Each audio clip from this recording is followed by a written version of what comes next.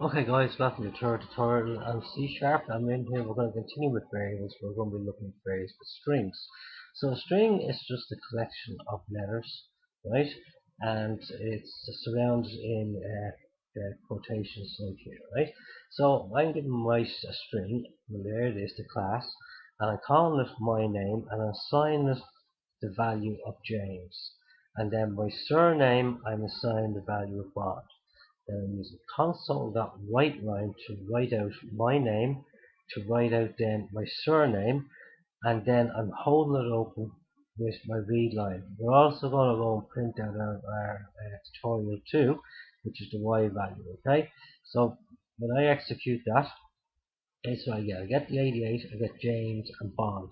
And see why it's still held open here because we have our read line here. Okay. So again, they're simple enough. They're strings. Now, if you try and add, say, X to my name, you would actually get 10 James, right? Let's just see. We'll just do that from here and now, and I can show you.